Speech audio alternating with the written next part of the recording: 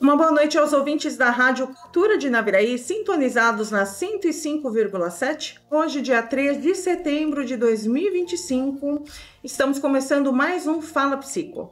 E o nosso tema de hoje é violência patrimonial e a nossa convidada é a doutora Rosilene de Oliveira. Muito bem-vinda, doutora. Boa noite, obrigada. Boa noite a todos que estão nos assistindo, nos vendo aí. A doutora Rosilene, ela é advogada e ela vai estar compartilhando aqui um pouquinho, né, dos conhecimentos relacionados a esse tema que é tão importante e pouco disseminado, né, doutora? Sim, infelizmente a questão da violência patrimonial, apesar de ser um tema antigo, né, que acontece aí há muitos anos, ele é pouco falado, ele é pouco divulgado e infelizmente ele é pouco conhecido pelas próprias vítimas, porque ele se confunde muito com o dia a dia, com o convívio, né, do casal, e infelizmente assim ainda é um tema que não é tão comum entre as pessoas. E para começar a falar um pouquinho sobre esse tema, né, nós trouxemos algumas perguntas, né? O que caracteriza a violência patrimonial no âmbito do direito da família? A violência patrimonial, o principal ponto dela é quando alguém controla, retém ou destrói qualquer bem da mulher. Quando a gente fala de violência patrimonial, a gente tem que prestar muita atenção, né, no âmbito da Lei Maria da Penha, que ela está dirigida especificamente, ela é especificamente da mulher ou da mulher trans. Então, assim, quando a gente fala de violência patrimonial, a gente está sempre falando de algo que é feito contra a mulher. Então, a violência patrimonial, ela vem na forma de controlar bens financeiros, ferramentas de trabalho, ou a própria mulher destruir objetos, destruir documentos ou reter. Então, quando a gente fala disso, a gente pensa o seguinte: o homem que não deixa a mulher trabalhar está controlando a vida financeira dela. Quando o homem destrói documentos, objetos, quando o homem retém algum objeto da mulher, então a gente sempre está falando de violência patrimonial quando a gente está tratando disso. Então, assim, de forma bem ampla, bem simples, seria isso. É importante destacar isso que você está trazendo, porque às vezes as pessoas associam violência só com violência psicológica e violência física, né? Então assim, não, ele não me bate, né? Ou ele não me tortura psicologicamente, então tá tudo bem. E na verdade o dinheiro que a mulher recebe, às vezes ela tem que repassar pro marido, porque é ele quem faz o controle. Sim, é muito importante isso que você falou, pelo seguinte: a Lei Maria da Penha, no seu artigo 7º, ela traz o que é caracterizado violência contra a mulher. Então, a primeira é a violência física. Só que, além disso, a gente tem outras, que é a violência física, psicológica, moral, sexual e a patrimonial. A patrimonial é a que menos é falada.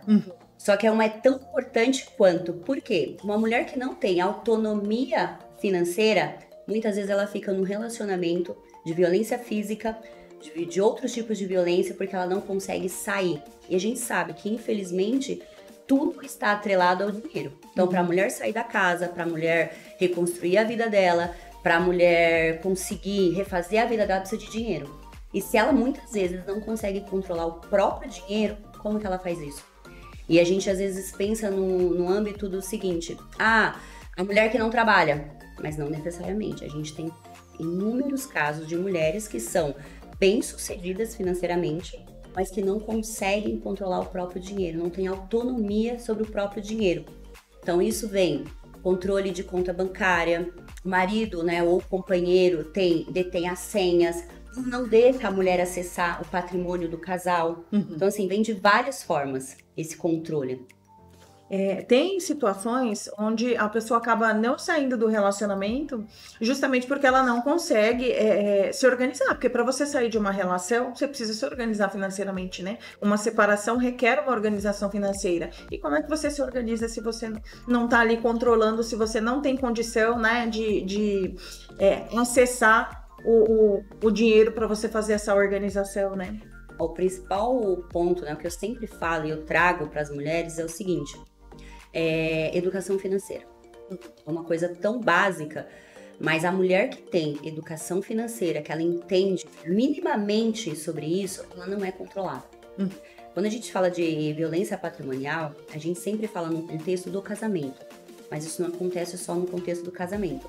A gente tem casos de pessoas que começam a se relacionar, que estão em um namoro ou conhecendo uma pessoa que já está entrando numa violência patrimonial, que é o que a gente chama de estelionato amoroso, que é aquele relacionamento que começa, aí o companheiro já começa a pedir dinheiro ou começa a pôr gastos para a mulher, muitas vezes fazer empréstimos em nome da mulher, e a mulher envolvida emocionalmente, envolvida ali, acaba cedendo.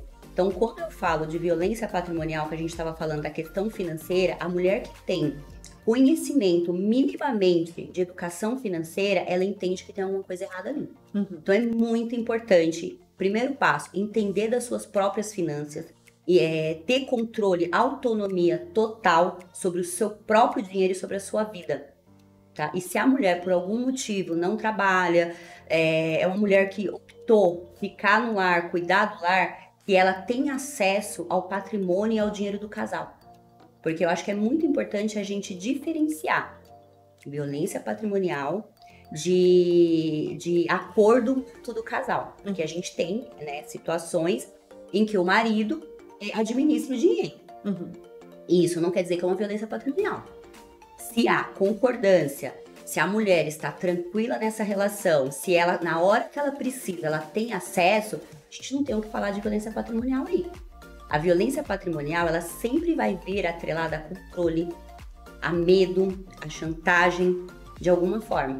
Então, a mulher sempre vai estar numa situação onde ela, às vezes, até sabe do dinheiro, às vezes até tem o dinheiro, às vezes o dinheiro é dela, mas de alguma forma ela se sente coagida a não mexer, a que ela não pode. Um exemplo que eu dou muito, assim, é daquela mulher, porque, assim, é um exemplo muito sutil de se falar e que muitas mulheres não percebem que estão vivendo. Eu trabalho, eu tenho meu dinheiro, mas eu fui chamada para um happy hour com as minhas amigas e eu não vou, porque o meu marido vai reclamar comigo em casa, ou vai ter uma briga, ou vai gerar uma discussão porque eu acessei um dinheiro que é meu. E não é porque, eu não posso, porque nós estamos fazendo uma economia, porque nós estamos com um objetivo maior. A gente tem que diferenciar muito bem isso. Então, assim, é aquela coisa do medo. O homem controla o dinheiro da mulher. Então, a mulher não pode simplesmente sair para comer, para tomar um café com as amigas, porque o marido controla. Tem um caso, né, um exemplo que eu cito, que é o seguinte. Um casal que trabalhava no banco, os dois, e automaticamente o homem, por ser gerente, ele tinha acesso à conta da mulher. Toda vez que a mulher passava o cartão ou acessava a conta, na hora ele ligava. Onde você tá? O que você tá fazendo? Por que você foi aí? Então você vê que tem um controle. Não é uma coisa, você está mexendo nas finanças da casa, a gente tinha um objetivo de fazer X e Y. É uma coisa de controle mesmo. Então sempre a violência patrimonial, ela vem com controle, com medo. E a mulher tá sempre coagida. Então, assim, é algo muito importante de se observar. E existem algumas situações onde a gente observa que as mulheres, elas fazem compras e elas acabam levando escondido para casa, encontrando um jeito de não deixar isso, né, trazer a ciência do cônjuge. Esse tipo de situação pode configurar a violência? Sim. A gente, que nem eu falei, é uma nuance, né? É muito sutil a diferença de controle, né, de violência patrimonial para algo que é acordado. Quando a gente tem um conflito financeiro, né, um conflito financeiro do casal, a gente sempre tem que pensar o seguinte: os dois estão em pé de igualdade. Então, assim, eu estou discutindo com meu marido de um gasto que eu fiz, seja lá o que for, que foi indevido. Mas eu estou em pé de igualdade com ele. Isso quer dizer o quê? Que eu tenho acesso à conta, que eu sei quanto que a gente ganha, eu sei do que ele faz com o dinheiro dele e eu tenho autonomia para fazer. Então, voltando no ponto da educação financeira, algo que é muito importante. O casal lá, ele já faz um acordo de que ele vai juntar dinheiro, de que ele vai ter um projeto. A mulher, ela precisa, né, assim como o homem também, ter um valor dela, para ela fazer o que ela quiser, sem dar satisfação. Isso a gente fala em pé de igualdade, a gente fala de autonomia. Ou seja, eu entrei num acordo com meu marido, com meu companheiro, de que nós vamos juntar dinheiro para uma viagem, por exemplo, ou que nós vamos construir, ou seja lá o que for, mas eu tenho autonomia para pegar parte do meu dinheiro que nós dois sentamos e acordamos para fazer o que eu quiser. fazer minha unha, para tomar um café com a amiga, para comprar um sapato, seja lá o que for. Então nós estamos falando em pé de igualdade. Nesse caso que você citou, que a mulher esconde, né, a gente tem duas situações aí que a gente pode observar. Ou nós temos uma pessoa que tem uma descompensação por compras, que é um fator psicológico, que precisa ser observado se existe isso, ou a mulher tem medo de relatar o que ela está fazendo com os gastos dela. Ah, eu não posso falar para o meu marido que eu comprei um sapato novo, porque ele vai brigar comigo. Muitas vezes ela vai sofrer uma violência psicológica, uma violência moral e por relação disso, e algumas vezes até agressão física. Então, assim, existe uma diferença muito sutil nisso. A gente precisa observar muito bem isso. E como é que se diferencia essa violência patrimonial, né, de um simples conflito patrimonial entre os casais? Né? Você disse que é bem sutil essa diferença. E como é que você percebe essa diferença? A diferença basicamente é essa questão, né? Os dois, quando eu falo de uma discussão, de um conflito de casal, eu estou em pé de igualdade com meu companheiro, eu estou falando a mesma língua que ele. Vamos pensar na mulher que não trabalha, tá?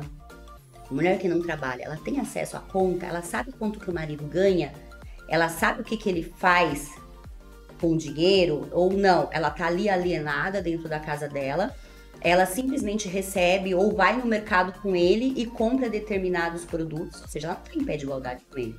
Ela não tem poder de discutir o que vai ser feito ou o que não vai ser feito com dinheiro. Ela simplesmente acata, né? E é importante a gente falar, a violência patrimonial, ela nunca vem sozinha. Ela sempre vem acompanhada de uma violência psicológica. Porque como que você tira o poder de uma pessoa de decisão? Você tira os recursos financeiros dela. Uhum. Então, quando você tira os recursos financeiros dela, você não dá poder para essa mulher. Então, assim, ela não tem como falar o seguinte, eu não vou, ou eu vou, eu aceito ou eu não aceito. Muitas vezes, muitos casos, né, em casos extremos, a mulher se sujeita, às vezes, à traição do marido, às vezes a maus tratos. O que você está falando em pé de igualdade da relação dela? Quando existe a violência patrimonial, é basicamente isso que eu acabei de relatar. A mulher ela não tem poder de decisão, seja através do dinheiro dela ou seja através do dinheiro do casal. Porque eu sempre falo isso, eu acho que eu sou até repetitiva nessa frase.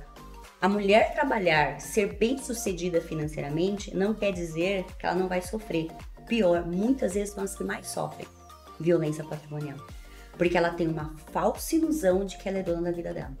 E não é. Porque em nome de um relacionamento, em nome de um amor, em nome de uma dependência emocional, ela se sujeita.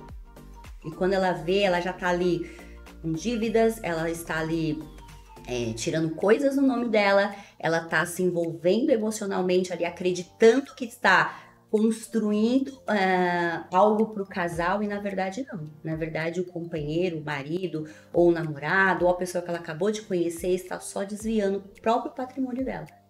E é muito triste essas situações. Quando chega uma mulher para mim que fala assim, eu fui casada há 30 anos e eu quero separar. Aí você começa a fazer o levantamento de bens. Você descobre que não existe bens no nome mais do casal. Porque o homem, ele é estratégico. A mulher, ela normalmente é emocional.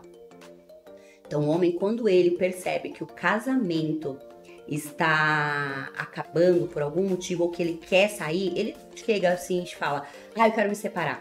Ele se prepara. A mulher não. A mulher, às vezes, ela fica anos lutando na parte emocional, tentando salvar, tentando arrumar relacionamento, ou muitas vezes não aceitando, não enxergando o que está acontecendo. Enquanto isso, o homem está desfazendo do bem, está se organizando estrategicamente, financeiramente. Por isso, da importância de educação financeira, sabe? É muito importante isso. Tem dois pontos que eu gostaria de trazer aqui. Às vezes a gente observa, até nos atendimentos psicológicos, né? Essa questão do domínio em relação ao patrimônio do casal, o homem se utilizar disso como uma forma de humilhação para a mulher. Então, olha, se você sair, se você separar, você vai ficar sem nada, porque tudo que tem aqui foi eu que construí, você nunca trabalhou. né? Então é sempre diminuindo a participação dela, mas, né, sem a observância de que se ela não estivesse ali limpando a casa, lavando roupa, fazendo comida, porque ela tem uma ocupação dentro da casa, a ausência dela nesses papéis também tem custo, né? Então ela tá ali assumindo responsabilidades e ela tem tanto direito ao patrimônio quanto o homem, né? Não é porque ela não trabalha fora que ela não trabalha. E muitas mulheres ficam refém disso, do tipo, realmente, né? Eu não trabalho, fico em casa e acabam se sujeitando, né? E o outro ponto é sobre a questão da dependência emocional, porque, né, os golpistas, inclusive tinha um golpista do Tinder, Sim. né, que se utiliza dessa fragilidade, dessa carência, né, de algumas mulheres para realmente utilizar isso, né, em favor do enriquecimento deles, que acabam, né, realmente pegando empréstimo. Eu vi um caso no Netflix falando sobre esse golpista, que fizeram um documentário, né? E de dizer, primeiro, uma chuva de amor, né? É muito parecido com a questão do narcisista, mas a diferença é que em vez de vir, né, uma aplicação de golpe em relação à autoestima e à questão emocional, é voltada para o financeiro. Então ele primeiro impressiona financeiramente, com dinheiro de alguém que ele já golpeou. Então ele chega de helicóptero ou ele chega de avião, ele compra várias coisas, leva para comer num restaurante caríssimo e, né, e depois ele começa a dizer que ele está com um problema e que precisa do dinheiro emprestado, e como ela está impressionada achando que realmente ele não precisaria, acaba emprestando, e aonde a pessoa acaba sendo, né, lesada financeiramente, refém de uma carência, refém de um amor, ou até das promessas que são feitas nesse período, né? Sim, vamos lá. Vamos primeiro para a primeira parte que você me perguntou.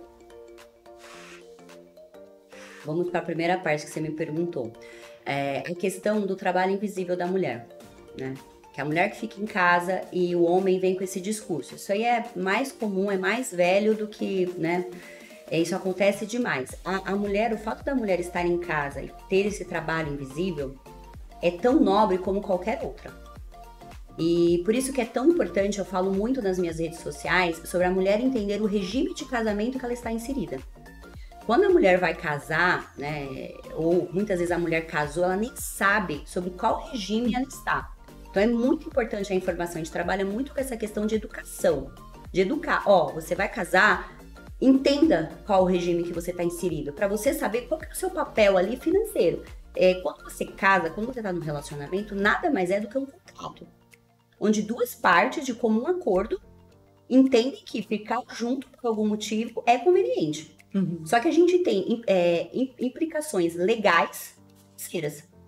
Porque quando você casa, ninguém casa para separar. E todo mundo casa para construir uma vida. A gente sabe que a separação é uma realidade.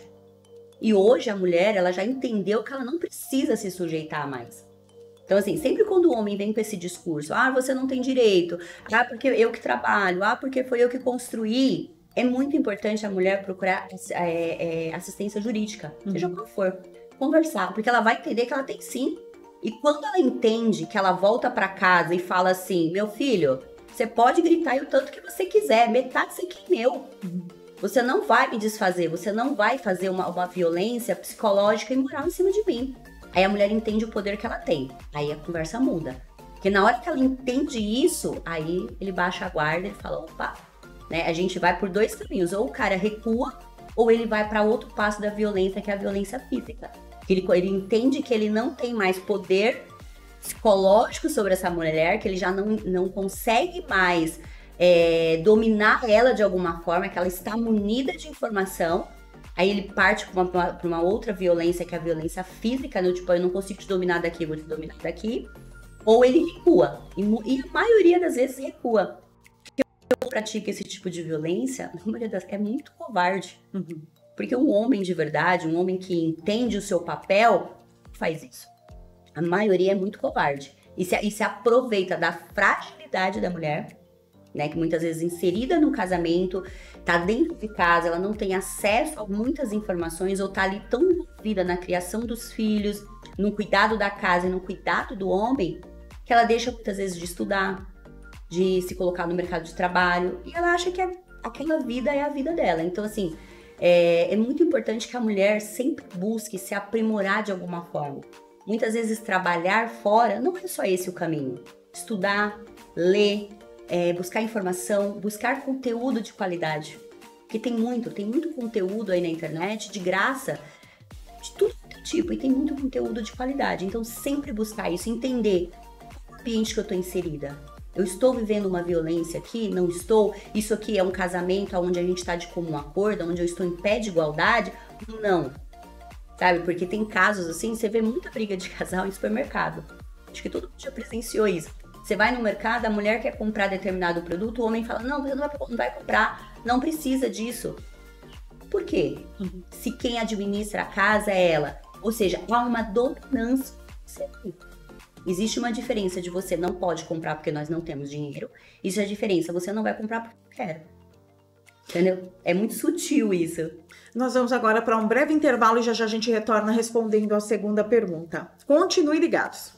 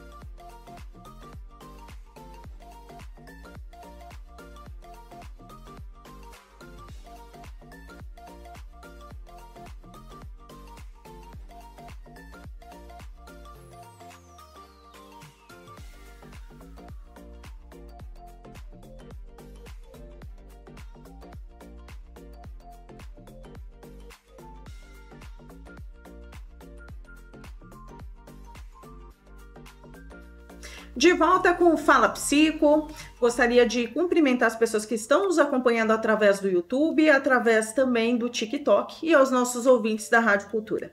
E dando continuidade, o nosso tema de hoje é violência patrimonial. A nossa convidada é a doutora Rosilene de Oliveira, ela que é advogada, e a gente está aqui falando um pouquinho sobre essas questões, as diferenças, né, sutis entre a violência patrimonial, né, e os comuns acordos entre os casais.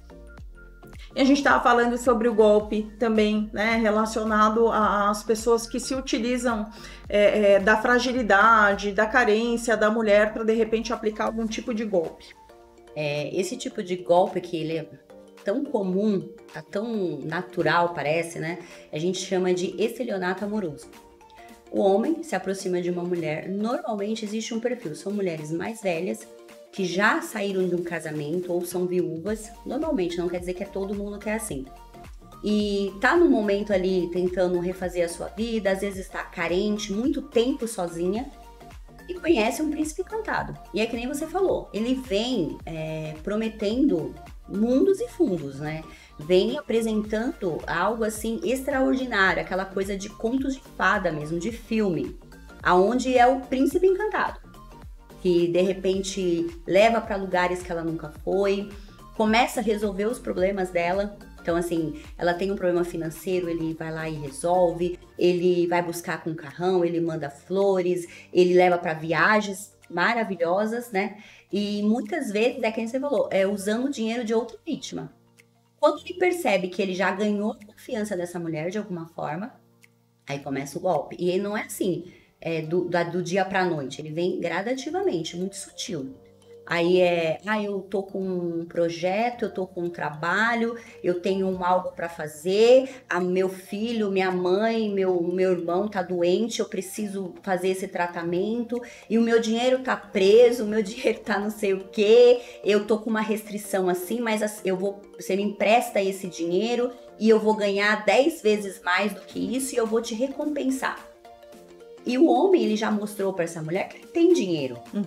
Aí o que ela pensa? Poxa, ele vai me pagar. Por que não? E outra, ele é o amor da minha vida. Nós vamos casar. Nisso já tem, às vezes, pedido de casamento, já tem aliança no dedo, às vezes o cara já está até morando com essa mulher.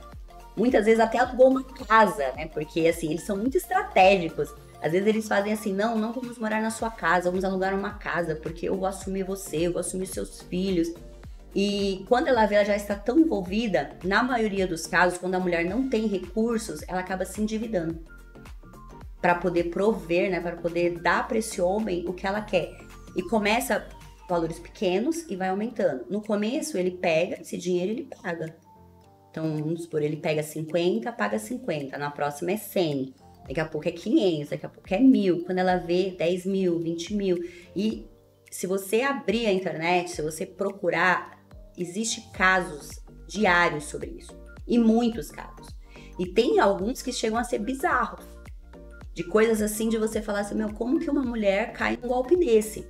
Teve um recente agora, acho que do Elon Musk, que a mulher emprestava dinheiro para um suposto golpista que se passava por ele, que é um trilionário. Aí você fala assim, como que uma mulher cai numa conversa dessa? Teve uma outra que era do Brad Pitt, que, segundo ela, estava namorando. Você vê, são relacionamentos virtuais, nem são reais. Nós estávamos falando de relacionamentos reais, e você vê que tem os virtuais, que a mulher nem conhece, nunca viu. Aí o cara quer vir visitar ela, só que ele tá sem dinheiro, porque ela precisa que ela mande o dinheiro para ele. Aí você pergunta, se cai numa história tão absurda dessa? Aí a gente volta pro início. Dependência emocional, carência emocional. Por isso que é tão importante a psicologia nesses casos. A mulher entender o seu lugar, entender o seu espaço, entender o seu valor. Porque uma mulher, quando ela está forte, quando ela consegue se reconhecer como ser humano, como mulher, cai numa história dessa. Ela para e pensa, opa, não tem milagres, né? Não tem conto de fadas. Histórias de príncipe encantado, não vou dizer pra você que não existe, existe, lógico, mas é 1 em 1 milhão. Existem situações onde o CEO pega a mocinha lá pobre? Existe. Mas é tão raro. No dorama, né? No dorama, exatamente. E olha lá, viu? Porque até nesses casos está diminuindo. Porque é tão absurda essa história que não tem coerência na vida real. E a gente sabe que existem casos de história de amor fulminante, não sei o quê. Mas não é a realidade da maioria da mulher. Né, de nós mulheres. Então, assim, a mulher ela tem que ter muito pé no chão. Ela entender de finanças, ela entender da própria vida, ela entender o valor dela como profissional, ela entender o valor dela como ser humano, dela olhar e falar assim, opa, peraí. E sair, né, tipo assim, tirar as vendas mesmo, abrir os olhos. E isso você só faz com algo que é clichê, né, autoconhecimento. Mas você sabe que eu acredito que o que tem muita interferência é que a gente foi criado com muitas histórias de contos de fadas e a gente fica em busca daquele príncipe idealizado. E isso, de certa forma, sujeita a mulher a ficar, né, mais vulnerável a isso, porque ela fica naquela condição do tipo, opa, apareceu meu príncipe, né? Na verdade, a gente tem que trazer dosagens de realismo para nossa vida, né? Esse príncipe, ele não existe, né? A gente tem que ir moldando, as pessoas são falhas, as pessoas têm suas dificuldades, então assim, a gente não vai encontrar uma pessoa que faça, né, que chega a cavalo, coloque um sapatinho no seu pé e de repente você vai virar uma princesa. Então é trazer essa visão, e isso não tem relação com falta de merecimento, porque a gente merece sim o melhor, dentro da realidade, dentro daquilo que é possível, né, ser realizado. Agora, esse olhar, porque daí ele chega, leva de helicóptero, também tem muita influência dos 50 tons de cinza, né? Todo mundo achando que vai achar, né, um personagem daquele na vida real, né? E não vai. Então, é um pouco de visão. Mas para quem tá ali, né, afetado emocionalmente, às vezes, né, na busca de viver esse amor, que é um amor idealizado, não é um amor real, fica muito, né, suscetível e, né, numa condição de fragilidade mesmo. E nesse sentido elas são presas fáceis para esse tipo de crime, né? Sim, a Disney durante décadas vendeu essa realidade para as mulheres. De que o príncipe iria vir, iria dar um beijo, iria acordar e ela viver no castelo felizes para sempre. Só que depois do felizes para sempre, ninguém fala como que vai ser. Uhum. Para existir o felizes para sempre, existe algo que a gente chama de casamento, contrato. Você precisa entender o que é isso. Você precisa saber o seu papel, como você está inserida nisso. Então, assim, aí é quando começa essa questão de você entender do regime, entender da burocracia de que isso envolve. Aí você fala assim, a mulher vai estar sempre buscando o príncipe encantado. Todas nós merecemos o melhor e a gente precisa acreditar nisso. Mas a gente, em primeiro lugar, a gente precisa diferenciar a nossa expectativa do que a gente cria como expectativa do que é real. Quando a gente consegue destruir essa expectativa e trabalhar com a realidade, você para e pensa assim, eu mereço o melhor, correto? Mas o que é real? O que é frutos da minha cabeça? O que eu estou imaginando? Porque tem mulheres que acreditam tanto nisso, que idealizam tanto, que criam uma história na própria cabeça de um relacionamento que nem existe. Muitas vezes essa mulher está sofrendo violência em casa, violência patrimonial de todos os tipos, só que ela está narrando para o mundo um relacionamento que não existe. Porque ela quer tanto aquilo, ela acredita tanto naquilo. E na verdade, quando a gente fala de expectativa, às vezes o problema nem tá no outro. Às vezes o homem nunca nem prometeu nada para ela. Só que ela tá tão inserida nessa história da cabeça dela, que ela idealiza um homem que não existe. Por isso que eu falo assim, você precisa diferenciar o que é violência patrimonial, que é o acordo do casal. Porque tem mulher que chega pra mim e fala assim, meu marido não quer dar dinheiro pra eu fazer a unha, eu tô vivendo violência patrimonial, mas ele tem pra te dar? Uhum. Às vezes ele não tem, às vezes ele tá fazendo o melhor que ele pode. Né? Às vezes ele tá dentro da realidade dele, fazendo o que ele pode pra poder suprir as suas necessidades. Agora é diferente. O homem tem, ele pode, mas ele controla, ele desvia seu patrimônio, ele causa medo em você. Então, assim, existe uma diferença. A pessoa ser pobre, né, ser humilde, não tem nada a ver com ela fazer violência patrimonial. Mas, às vezes, até dentro desse contexto, se ela não sabe se ele pode ou se ele não pode, já tem ali uma névoa sobre o controle financeiro. Porque se ela estiver por dentro, ela vai saber se tem condição ou não, né? Mas aquele controle total e a falta de transparência pode levar, às vezes, a mulher a ficar na dúvida se realmente tem, se não tem, justamente por não ser algo compartilhado, né? E coloca a mulher numa condição de incapacidade. Tipo, não, negócios é comigo porque você não vai entender, você não vai dar conta, né? Na verdade, se houver ali uma explicação ou houver uma forma transparente de administrar esse dinheiro, consequentemente vai ter mais facilidade para compreender. Sim, e importante isso que você falou é o seguinte, até um determinado ponto, né, da história, as mulheres, ela realmente era tida como você não entende de finanças, você não entende de negócios. E a mulher não estava inserida no mercado financeiro. Teve uma crescente nos últimos anos de 25% de CPFs de mulheres na Bolsa de Valores. Isso quer dizer o quê? Que as mulheres estão se inserindo no mercado financeiro. E nós temos histórias aí de mulheres muito boas, de mulheres que foram para o mercado, que são CEOs de empresa, que administram grandes multinacionais. Ou seja, a mulher tem esse potencial financeiro de administrar. Sabe, essa crescente da mulher inserida no mercado financeiro traz o que pra gente?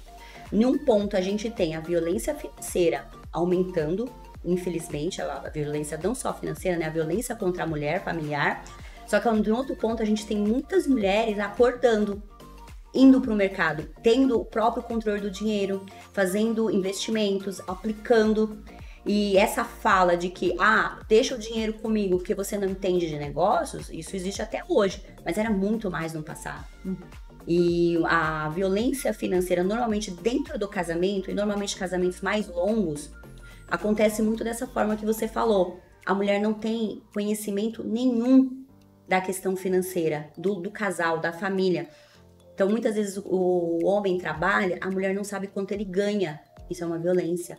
A mulher não sabe se ele teve um bônus, se ele teve um prêmio. Algumas vezes não sabe nem aonde ele trabalha. Parece absurdo isso, né? Tem mulheres que não sabem onde o marido trabalha. Se ela precisar, se ela for entrar com uma ação do divórcio e falar assim, aonde seu marido trabalha? Não sei. Eu sei que é numa empresa que vende carro, por exemplo. Mas eu não sei aonde. A mulher não tem acesso a nada. Ela recebe ali, muitas vezes, um cartão ou um valor para as despesas da casa e ela fica alienada. Aí quando ela vai, né, no divórcio ou por algum motivo, muitas vezes o homem quer se divorciar, ela não sabe o patrimônio que o casal tem. E muitas vezes, o que o homem faz? Ele pega esse patrimônio no decorrer da vida dele, ele vai colocando o nome de terceiros. Nome da mãe, nome do irmão, nome de sobrinho, nome de amigo, seja lá o que for. O que acontece? A mulher, ela não sabe o que ela tem, como que ela vai brigar. A questão da violência financeira, existe a Lei Maria da Penha, existe várias formas de você tentar recuperar isso, só que antes de você chegar nesse ponto, o principal é você entender se você está inserido e o que você pode fazer para prevenir. Porque muitas vezes você não tem mais como recuperar o patrimônio. Porque como que eu vou cobrar de você algo que não existe mais? Não está no seu nome, eu não consigo cobrar de terceiro, eu consigo cobrar só de você. Então, muitas vezes, aquele patrimônio não existe. Por exemplo, eu quero que o meu marido me dê metade da casa que eu achava que era nossa, mas não tem casa. Sabe? Para você provar essa linha do tempo, que essa casa um dia foi sua, passou para A, passou para B, passou para C, muitas vezes você não consegue. E assim, o patrimônio foi, só que o homem, de alguma forma, ele tem acesso. Então, assim, a educação, isso que nós estamos fazendo aqui, de levar informação, da mulher, de repente, parar e pensar e falar assim, opa, colocar uma pulguinha atrás da orelha e, a partir dali, ir buscar mais informações e tentar entender se ela está inserida ou não, se está acontecendo ou não, ou muitas vezes sentar com o marido e falar assim, ó, eu quero saber, o que nós temos? Onde está o nosso dinheiro? O que nós temos no nosso nome? Deixa eu ver o documento da casa, porque tem mulheres que nem isso, não tem acesso a documentos. Deixa eu ver como é que tá a matrícula da nossa casa. Deixa eu ver em nome de quem tá o nosso carro. Ah, você tem dinheiro guardado? Deixa eu ver em qual conta, eu preciso da senha. Porque aí você fala em pé de igualdade. Assim, eu quero ter acesso à senha, não é nosso dinheiro, eu quero ter acesso à senha. Você confia em mim, eu confio em você, eu não tô mexendo no dinheiro, mas eu quero ter acesso. Se acontecer, tem um caso de uma mulher que o marido sofreu um AVC e ficou internado, ficou em coma. E ela não conseguia sacar R$1 sequer, tá? Não tinha acesso a nada. E eles tinham muito, muito, muito dinheiro. Só que ela não conseguia. Ela ia no banco, ela não podia, porque a conta é individual, não era conta conjunta. Resumindo, enquanto o marido estava lá hospitalizado, inconsciente, ela teve que viver de favor. Porque ela não tinha acesso a nada. Sabe o que é nada? A R$1. Ela não acessava a conta, ele dava o que ela precisava, mas ela não tinha acesso a nada. Isso acontece também quando falece, né? Sim. Tem muitas mulheres que o esposo falece e elas ficam sem acesso a nada também. Não sabem ao banco, não sabem como saca, não sabem como fazer depósito, não sabem fazer nada. E isso é muito complexo, porque você mexe na autonomia da mulher.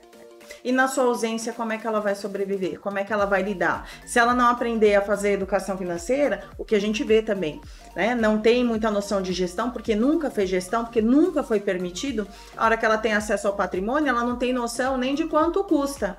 E muitas mulheres perdem o patrimônio, né? Em decorrência disso.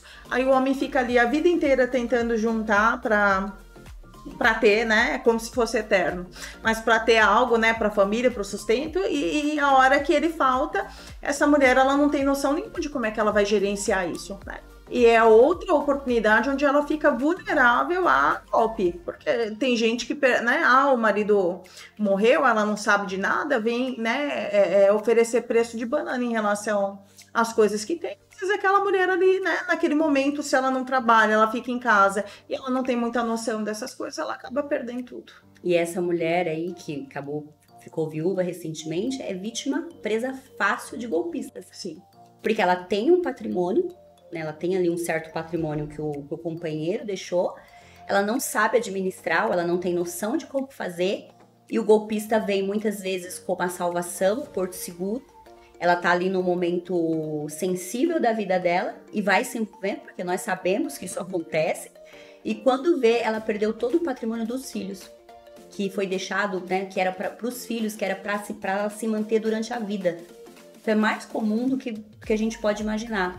Outra coisa que você comentou, a mulher não sabe fazer a gestão quando o marido morre. Quando a gente vai fazer inventário, o marido morreu, a mulher não tem noção do que existe. Você vai fazer essa busca e muitas vezes fica patrimônios para trás, porque a mulher não sabe falar. Tá, mas vocês tinham o quê? Não sei, ele que cuidava de tudo. E onde é que tá esse controle? Ninguém sabe, né? Ninguém sabe. Nós vamos para mais um breve intervalo e já já a gente retorna com mais Fala Psico.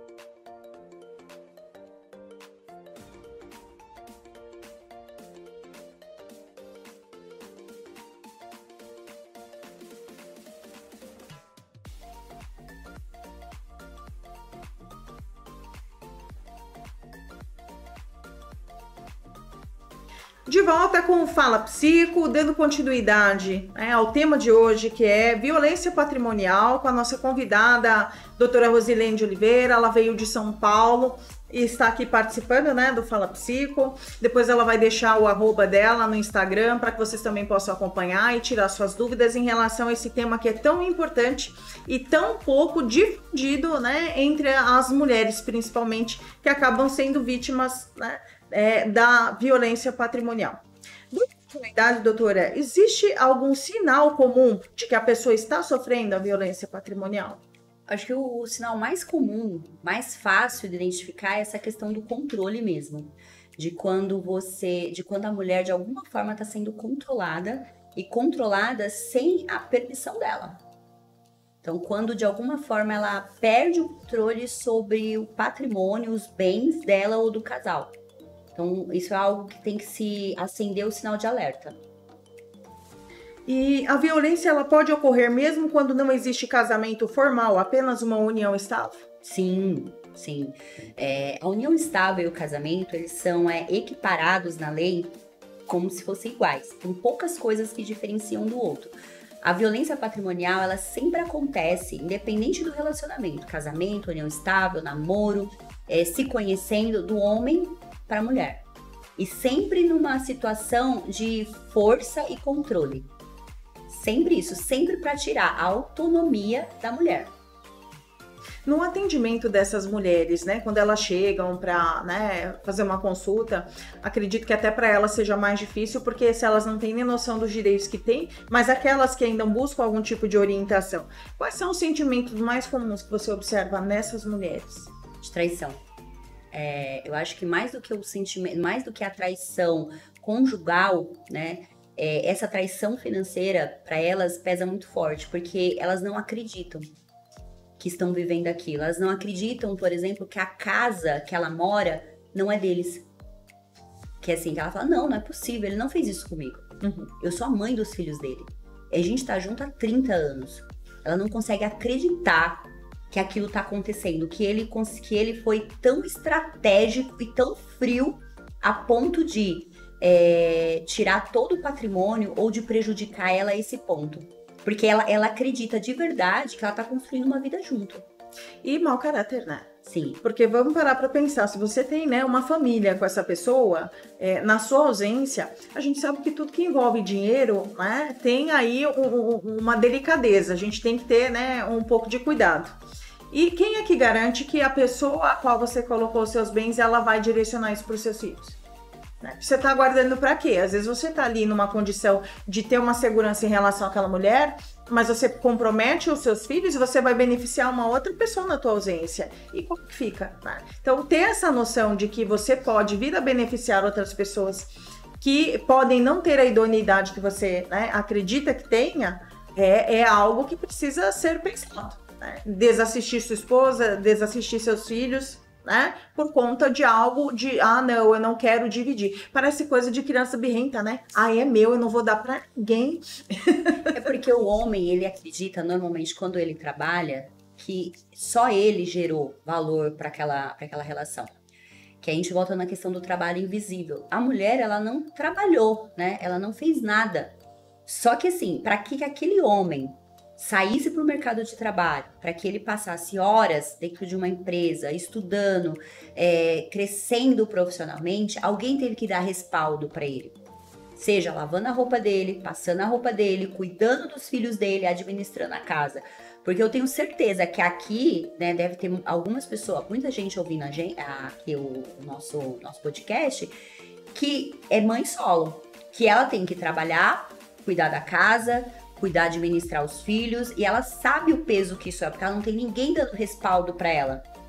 E ela sabe o peso que isso é, porque se ela tivesse alguém que cuidasse do filho dela, ela poderia estudar e melhorar profissionalmente. Ela poderia dedicar mais horas no trabalho dela e ser promovida, e ela não consegue fazer isso, porque ela não tem ninguém fazendo. O homem, ele tem todo esse respaldo da mulher ali, zelando pela casa, administrando as finanças, administrando o lar, porque nós mulheres sabemos o trabalho que dá administrar um lar, marcar consulta para filho, levar filho em médico, em escola, reunião escolar. Se a pessoa ela está sozinha, ela tem que sair do serviço para fazer isso. Aí como que ela faz? Aí esse trabalho invisível, o homem ele acha que ela não tem que ser recompensada. Quando a gente fala de dividir, a gente está falando no regime de comunhão parcial de bens. Quando casa, ou seja, a partir do momento que casou, tudo que é meu é seu. Independente de quem trabalha, independente de quem colocou dinheiro, independente se eu ganho 1.000, o outro ganha 10, é nosso, porque é um trabalho, é uma equipe, é um trabalho conjunto. Nós dois estamos trabalhando por um bem maior, que é a nossa relação, que é o nosso casamento. Só que enquanto o casamento está indo muito bem, isso vai muito tranquilo, isso é muito fácil. O problema é quando você começa o processo de separação, ou quando um dos dois decide que não quer mais, aí a pessoa acha assim, eu estou sendo injustiçada. Eu estou sendo roubada, porque ela nunca trabalhou. Por que ela vai ficar com metade do que é meu se ela não colocou dinheiro aqui? Mas ela deu respaldo para ele. Ela ficou em casa, cuidando para que ele saísse para o mercado de trabalho, para que ele chegasse 9, 10 horas da noite. Cuidando da casa, para que ele chegasse e tivesse tudo. Tenho certeza que tem mulheres ouvindo aqui que chegam em casa e tem que fazer tudo. Tem que fazer a janta, tem que lavar roupa, buscar a criança na escola, ver a lição da criança, preparar trabalho para outro dia, sair correndo para comprar cartolina e aquela loucura. E não tem como, a gente sabe que é humanamente impossível. E custa. Se você for ter hoje uma funcionária na sua casa, você não consegue ter por menos de um salário mínimo. Já entra em uma primeira contribuição, né? Se você for ter alguém para cozinhar para você, né, na hora do almoço e à noite, você também tem um custo, né? Que seja com marmita, você vai pagar por isso, né? Ah, eu não vou ter uma pessoa para fazer, mas eu vou pagar. Para cuidar dos filhos, quanto custa, né? Alguém, uma babá para ficar ali. E não é uma babá que vai ficar uma parte do dia integral, porque mãe não tem hora, né? Então, para que você realize as suas coisas, você tem uma pessoa ali à disposição. Que se você não tivesse, você teria um custo para isso. Então, esse custo que você não está tendo, ele é uma contribuição financeira. Né? Porque você teria que direcionar e pagar alguém para que fosse feito aquilo. Então, assim, minimizar o trabalho da mulher em casa é você não fazer conta, porque isso custa, né? A contribuição que ela tem em casa é um valor que ela contribui para a renda do casal. Sim. É uma economia, né? Sim, eu não vejo problema nenhum da mulher que resolve, ou de comum acordo com o casal, se dedicar 100% ao lar. Tranquilo. Desde que ela saiba o que ela está fazendo e que ela tenha algum amparo legal. Conselho que eu dou: você casou, você quer se dedicar, você quer ficar em casa, se dedicar 100% ao lar e aos filhos, faz um contrato, coloque isso no papel que em caso de separação, ele é obrigado a te pagar uma pensão. Isso é uma segurança que você tem. Porque lá na frente, vamos imaginar, quando você pensa numa mulher que se separou, já com uma idade mais avançada, a mulher tem direito à pensão, se ela nunca trabalhou, se ela nunca foi para o mercado de trabalho. Mas normalmente essa pensão ela tem prazo, 2 anos, 3 anos, que é o tempo da mulher se recolocar no mercado de trabalho. Agora me diz uma coisa, como que uma mulher que passou 30 anos fora do mercado de trabalho, como que ela se recoloca? E muitas situações onde a mulher ela fica no lar é por uma condição até imposta pelo esposo. Eu já atendi mulheres que disseram, olha, eu não trabalhei porque ele não queria que eu trabalhasse. né? Ele queria que eu ficasse em casa. Quando eu buscava um emprego, ele me desanimava porque ele não queria que eu trabalhasse, ele queria que eu ficasse. E é uma situação que, tipo, eu tenho filhos pequenos, então é melhor que fique com a mãe. Ok. Agora, os filhos cresceram e essa mulher, ela continua sem poder ir para o mercado de trabalho, então você percebe que existe, né, um relacionamento abusivo dentro dessas condições, e a mulher, ela não percebe, porque ela acredita que isso é uma forma de cuidado. E, na verdade, não é cuidado, é controle mesmo.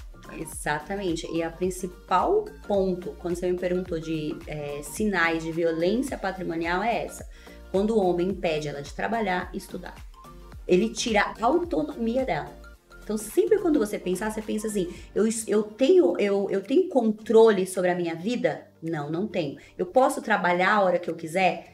Vamos supor, essa mulher que por comum acordo resolveu que vai ficar em casa. A hora que ela quiser, se ela chegar no companheiro e falar assim, amanhã eu vou trabalhar. Ela pode ou não? Ele vai tentar convencer ela a permanecer em casa, vai usar argumentos, a criança é pequena, é isso, não sei o que, você não precisa, porque é sempre assim, você não precisa, eu dou conta das finanças da casa. Mas a questão não é só essa, a questão é a autonomia. Essa mulher, ela tem autonomia, se ela chegar amanhã e falar, eu vou estudar, eu vou voltar a estudar, ela pode ou não? Aí você tem um cenário de violência.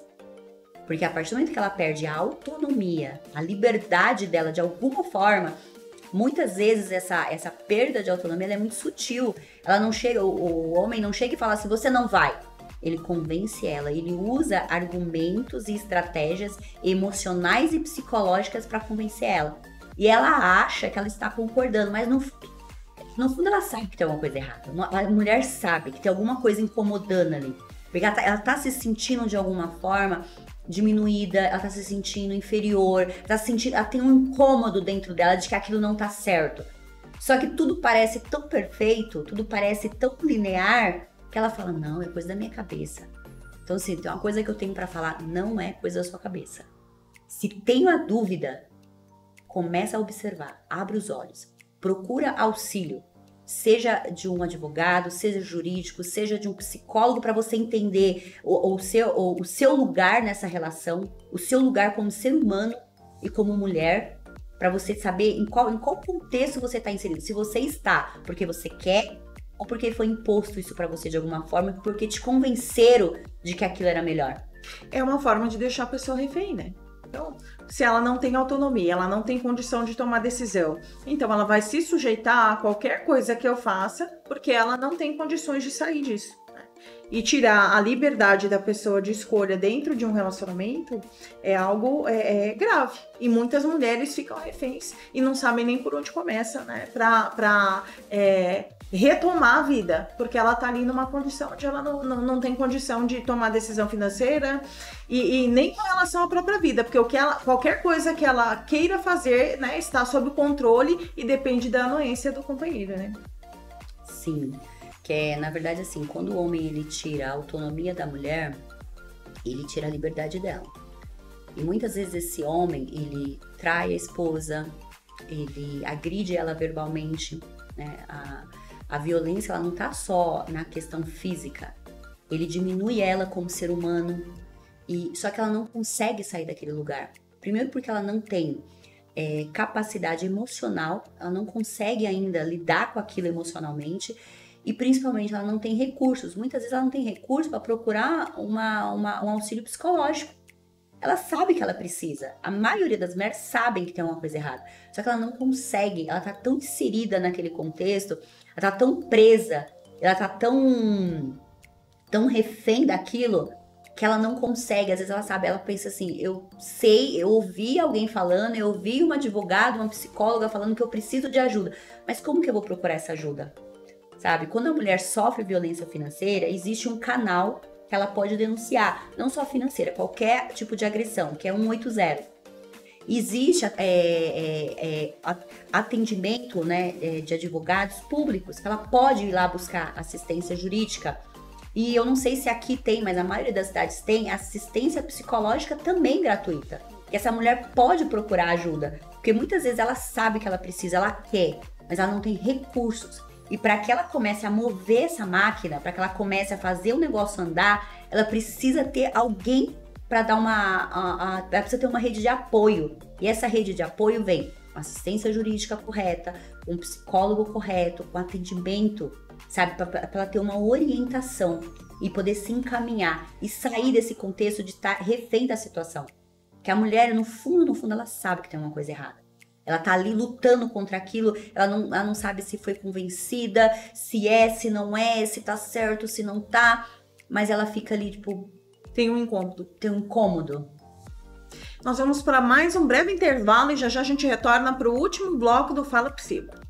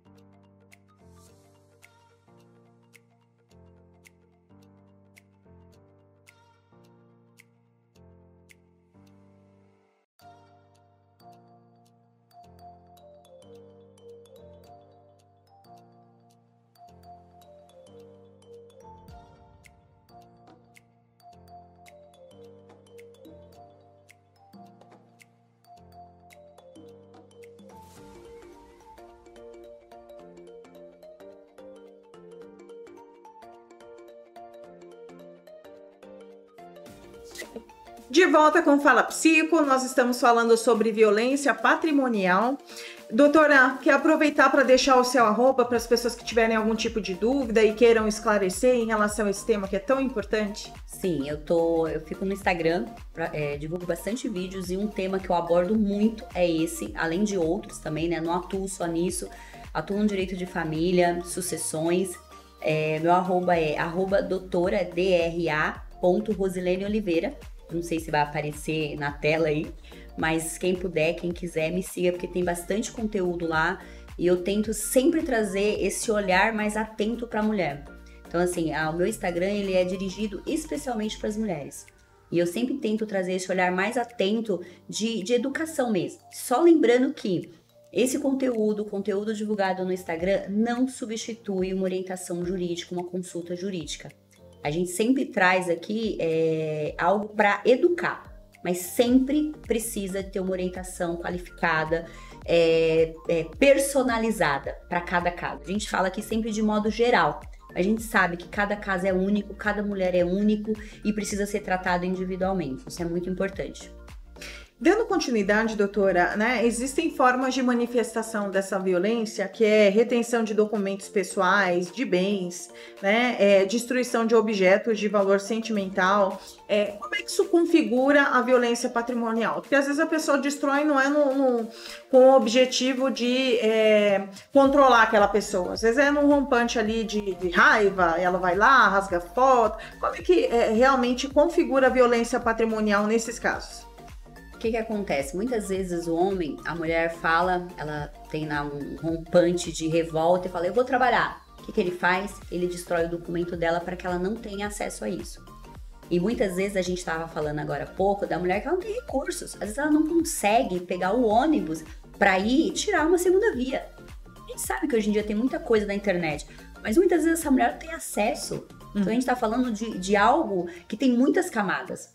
Então ele destrói. Muitas vezes o documento da casa que nós estávamos falando, a mulher não tem acesso, o que ele faz? Ele esconde, né? Ele retém esse documento, ela não sabe como que está o documento da matrícula da casa, do imóvel que ela mora, não não tem acesso. Ela não tem acesso, muitas vezes ela tem a conta bancária é dela, mas quem administra é ele. Então ele faz esse controle. Ela trabalha e o salário dela tá na mão dele. Então, assim, ela não tem acesso a isso. E muitas vezes destrói objetos pessoais, como você falou, para machucar ela. Então, uma foto da mãe que já faleceu, que tem um valor sentimental muito grande para ela, para mostrar que ele tem um controle de que ele faz o que ele quer, o que ele faz? Ele rasga. Tipo assim, aqui quem manda sou eu. E aquilo destrói a mulher emocionalmente. Ela vai cada vez ficando mais frágil. Porque o que acontece? Ela pensa assim, se eu reagir, se eu tiver qualquer manifestação, ele vai fazer tal coisa. Tem homens que destroem roupas, sapatos, objetos pessoais, a maquiagem da mulher, instrumento de trabalho. Hoje em dia a gente sabe que muita mulher trabalha com rede social. O que ele faz? Destrói o celular dela. Tira a única coisa que ela tem, que muitas vezes gera um mínimo de renda para ela. Ou muitas vezes é uma distração. Ou muitas vezes é o meio dela se comunicar.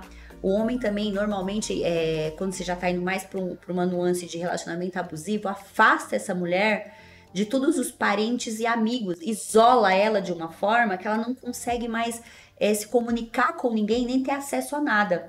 Então, normalmente é nesse contexto, ele vai destruindo gradativamente.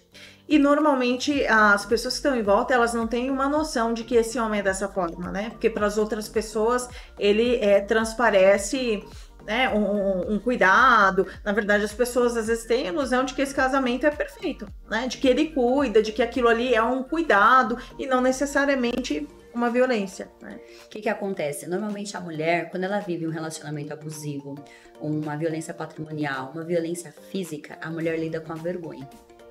Ela tem vergonha da situação que ela tá vivendo. Então o que ela faz? Ela esconde, ela omite isso dos amigos, da família.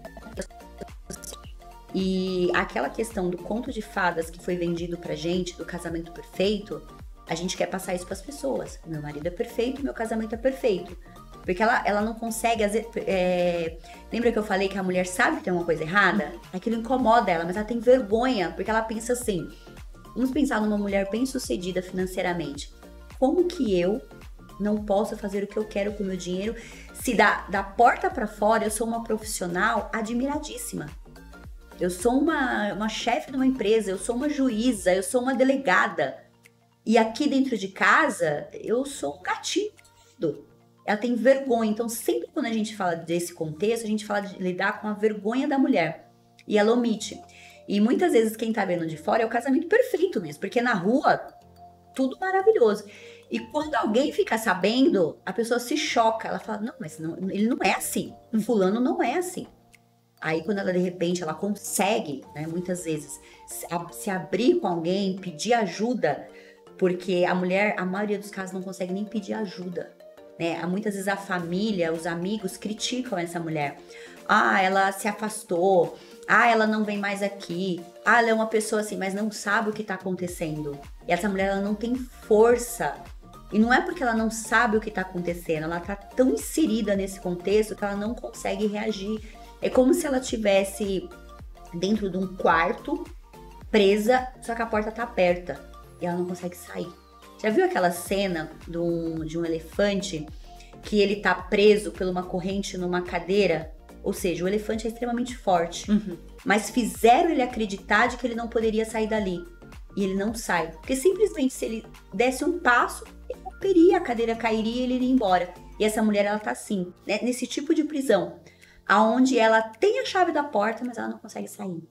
Porque, de uma certa forma, ela foi convencida, que aí a gente entra na violência moral, de que ela é incapaz, de que ela não pode, de que ela é burra, de que ela é isso, de que ela é aquilo. E ela foi convencida, dia após dia, que ela não tem condições de sair daquilo. E ela começa a viver um ciclo de medo, de vergonha, porque ela começa a olhar e falar assim, como que eu cheguei nesse momento? Como que eu me deixei envolver? A mulher que sofre o golpe, né, do companheiro, o que acontece? Ela tem vergonha de falar. Hoje a gente vê reportagens, até em grandes redes, onde a mulher, muitas vezes, ela não quer ser identificada. E quando uma denuncia, normalmente vem um monte denunciar, né? Porque a mulher, ela tem medo. E quando uma abre a boca e fala, fulano fez isso comigo, aí ela olha e fala, opa, sempre precisa ter uma para poder ir na frente. É como se aquela situação validasse o que ela viveu. Agora eu posso falar, vão acreditar que ele fez isso comigo. Porque, no fundo, a pessoa também tem medo de ser descredibilizada, né? Porque aquela pessoa, ela vende uma outra imagem para os outros. Ela não vende a imagem de que ela é daquela forma. E a mulher fica com medo mesmo, né? Dentro de uma condição de violência, do tipo, não vou acreditar, eu vou ficar de louca da história. E ele também, né, por sua vez, vai fazer o possível para que as pessoas acreditem nisso mesmo. Então, é algo muito delicado e por isso requer esse apoio especializado, orientação e um preparo para que essa mulher consiga se desvencilhar desse relacionamento, né? A mulher, ela precisa ser acolhida. A Delegacia da Mulher, ela tá aí, ela existe justamente para ter esse olhar mais atento para a mulher. Quando a mulher chega lá, ela será acolhida. Porque até antes da Delegacia da Mulher, a mulher ia na delegacia comum, ela era atendida por homens. E, né, é a mesma coisa de você pegar a sua vítima e jogar no covil, né? E a Delegacia da Mulher, ele tem esse olhar mais atento, ou deveria ter esse olhar mais atento para a mulher, e de ouvir o que ela tem para falar. E de saber que muitas vezes a mulher, ela não consegue provar, ela não tem prova material, porque o que acontece entre quatro paredes? Eu sempre trago aqui que quando a mulher, ela percebe que ela está inserida num cenário desse, que ela comece a montar um dossiê. Então, assim, que ela começa a se preparar. Ela percebeu que tem alguma coisa errada, ela começa a tirar prints de conversa, gravar. Põe lá o celular para gravar ele falando. Se você está inserida na conversa, você pode gravar. Não tem nada que te impeça de fazer isso. Começa a gravar discussões e conversas do casal. Muitas vezes levando ele a confessar e a dizer que desviou o patrimônio. Porque ali no meio da conversa, às vezes a pessoa fala. Então, assim, sempre se munir, tentar procurar documentos, tentar juntar documentos e sempre deixar num lugar seguro para tentar se proteger. Porque muitas vezes a mulher, ela está num estado tão avançado que ela quer sair da relação e ela sai com a roupa do corpo. E nisso, tudo que ela tinha, o que ela poderia usar para se defender, fica para trás, ela não consegue mais ter acesso. Então, é importante a mulher ser estratégica também. Nós temos que ser estratégicas, a gente tem que pensar, e não só na questão emocional. Tem que pensar, peraí, o que eu preciso fazer? Quando uma cliente chega para mim e fala assim, ó, eu quero me separar, eu quero saber o que eu preciso fazer, eu não conversei ainda com ele, mas eu quero me preparar, me enche de orgulho. Porque eu falo, essa daqui tá ouvindo o que a gente tá falando. Porque normalmente a mulher não faz isso. Doutora, tem uma orientação para repassar para as pessoas? Acredito que essa questão do preparo, ela é fundamental. Que orientação você deixa para as nossas ouvintes que de repente se veem nessa condição, né, de estar dentro de uma violência patrimonial, para que elas consigam, né, tomar decisões acerca disso, né, e buscar ajuda especializada? Acho que o principal é, primeiro, ela se fortalecer emocionalmente. Eu acho que isso é o principal. Segundo, montar mesmo um dossiê, juntar documentos e se munir de rede de apoio. Buscar uma rede de apoio, seja com amigos, familiar, ajuda jurídica, ajuda psicológica, ajuda social. Então, montar uma rede de apoio. Voltar para pessoas e lugares onde seja um porto seguro para ela. Porque ela sozinha, ela não tem força, mas com apoio ela tem. Entender que ela não fez nada de errado. Que não existe nada de errado com ela. E não se culpar. Ela é vítima. E se ela é vítima, ela tem direito a sair dessa situação. Sabe? Não se colocar num papel de culpada. Porque o homem, normalmente, ele quer trazer muita mulher para esse papel de culpa. E diminuir ela e fazer com que ela fique fraca. Então, entender. Você não é culpada.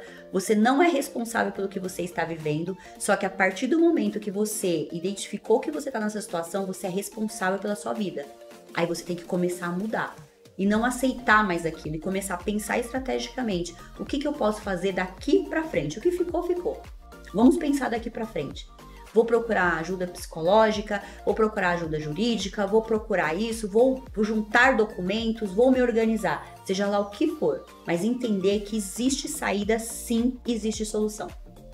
Doutora, eu gostaria muito de agradecer o seu sim para participar aqui do programa. São informações muito relevantes e eu acredito que muitas mulheres irão se beneficiar, né, desse conhecimento, dessas orientações. Muito obrigada. Eu que agradeço, obrigada a todos. Espero que o conteúdo ajude muitas mulheres e que as mulheres fiquem atentas.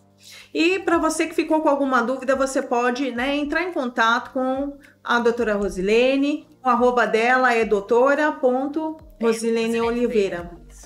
Então, entrem em contato, mandem mensagem para que vocês realmente tenham uma orientação, né, especializada. E é algo importante, né, ressaltar, porque nem todo advogado, ele entende de direito da família. Às vezes o advogado está dentro da especialidade, né? Então, falar com alguém que seja da área é fundamental para você receber o apoio necessário. Gostaria de agradecer as pessoas que nos acompanharam até aqui, aos ouvintes da Rádio Cultura de Naviraí, as pessoas que nos acompanham através do YouTube e através do TikTok. Uma boa noite a todos, um excelente final de quarta-feira, boa semana e até semana que vem, se Deus quiser, com mais Fala Psico. Tchau, tchau.